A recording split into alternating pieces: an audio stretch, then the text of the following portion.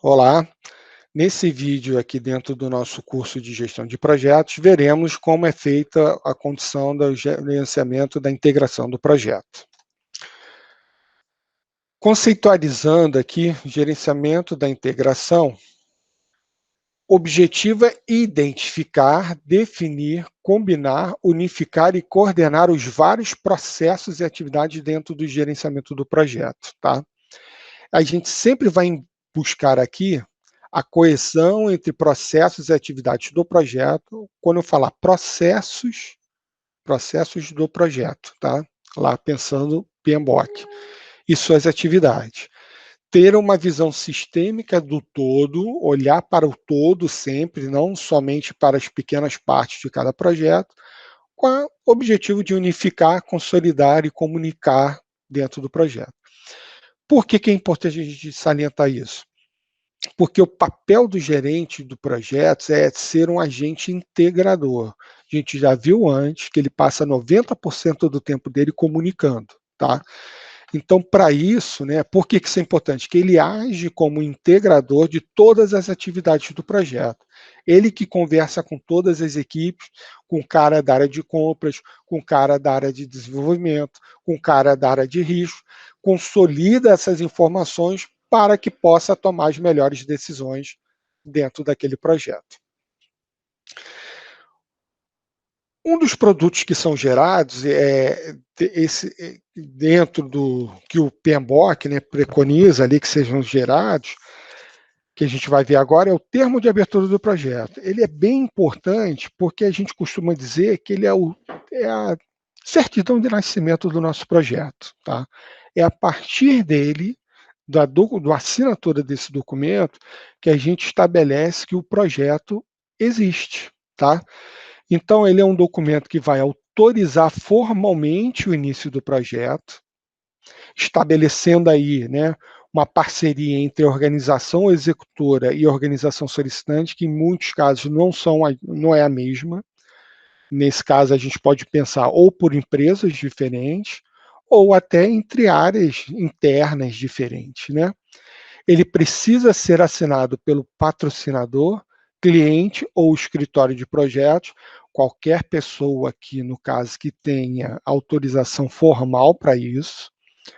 E a autorização deve conceder poderes e recursos ao gerente de projetos. Então, aqui é como se fosse uma procuração, em alguns casos, concedendo àquele gerente de projetos poderes para que ele possa usufruir dos recursos daquela organização, tá? Como descrito aqui.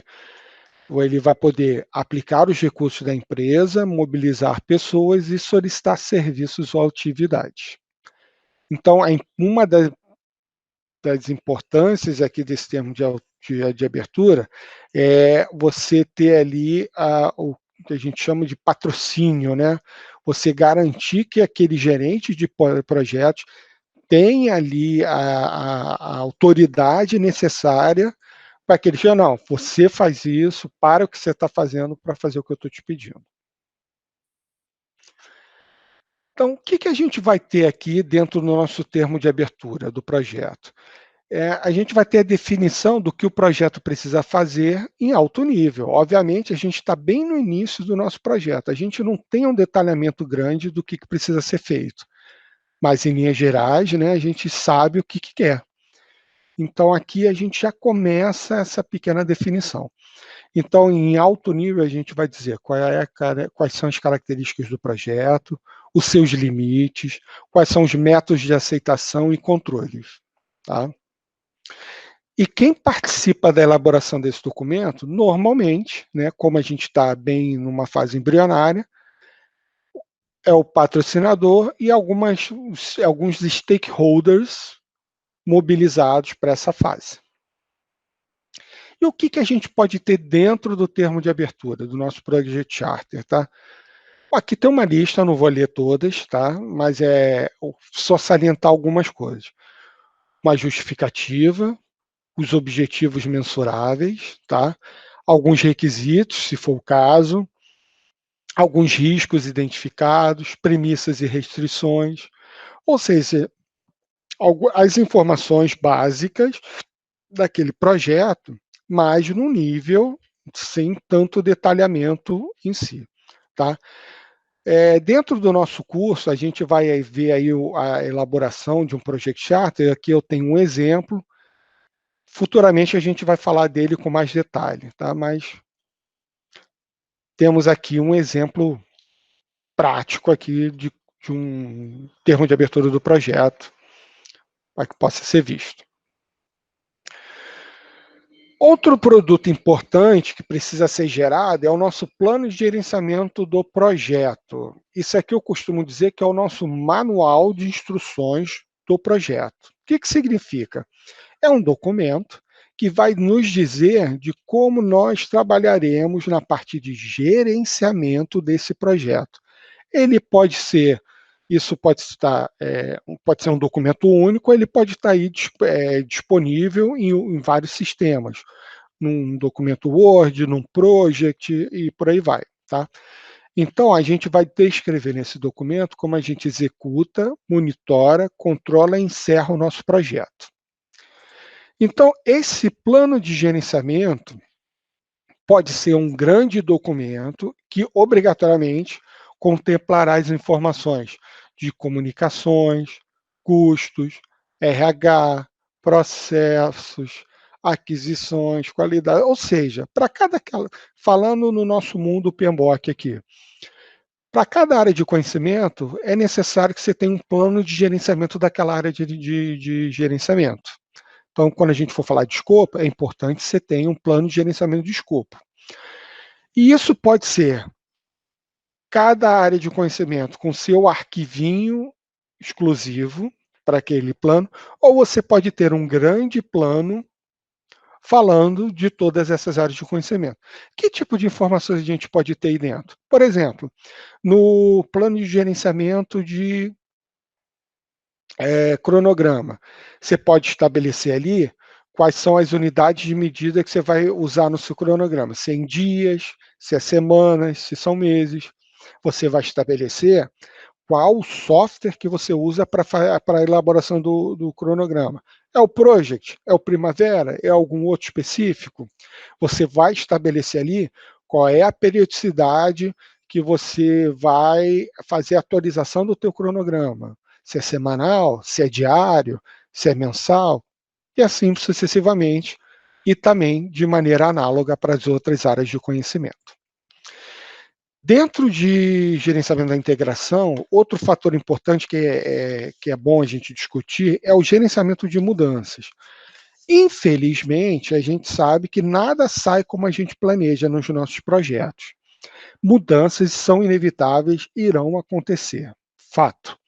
Então, é importante nós termos dentro do projeto um processo, né, de gestão de mudanças bem robusto.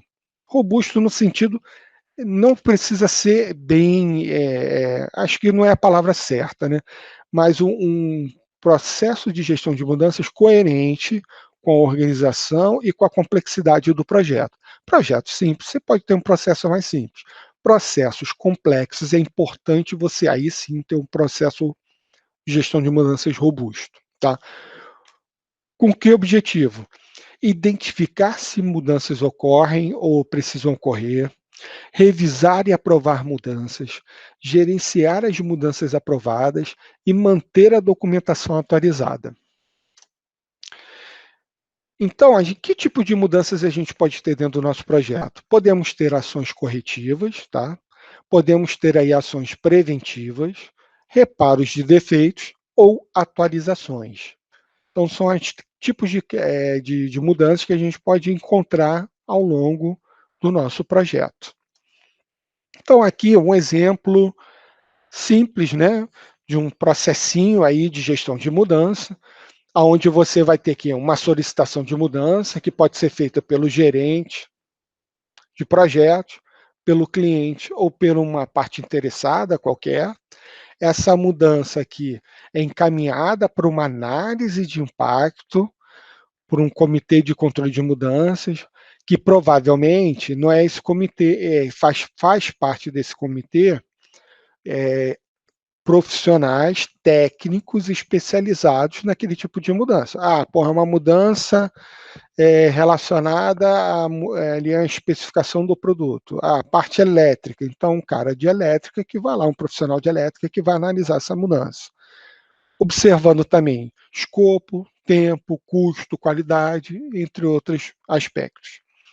E essa mudança, após ser analisada, ela pode ser rejeitada ou aprovada. No caso dela ser aprovada, o gerenciamento de mudanças vai acompanhar o status da implantação dessa mudança. É importante ressaltar o seguinte: mudanças, obviamente, podem acarretar em aumento de custo do teu projeto, até de escopo ou diminuição, né? Pode acarretar também aumento ou diminuição de prazo.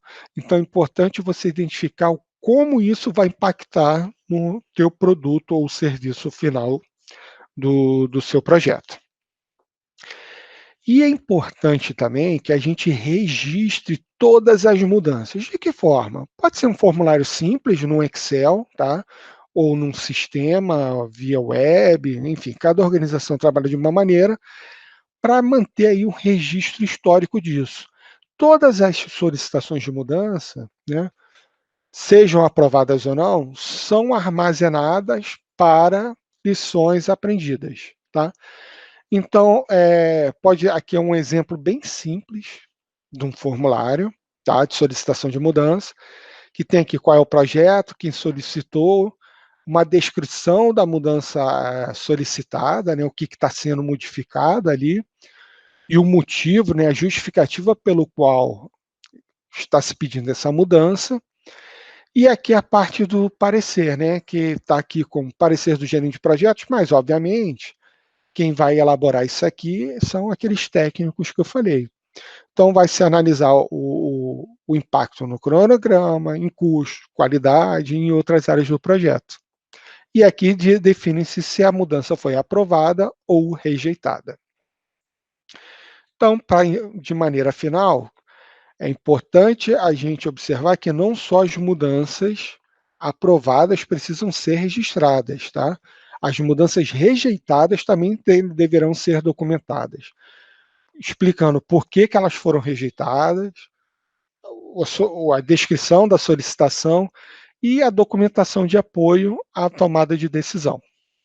É a nossa famosa memória de cálculo. Por que a gente tomou essa decisão? Tudo isso aí pode ser útil no futuro, que é uma mudança que não serviu para esse projeto especificamente, mas para um próximo parecido, pode ser que faça sentido. E também até como análise de abrangência. Pode não precisar para esse projeto, mas essa mudança que foi rejeitada nesse projeto específico, de repente é algo que faça sentido para um outro projeto que esteja acontecendo ao mesmo tempo ali naquela organização. Ok? Um forte abraço.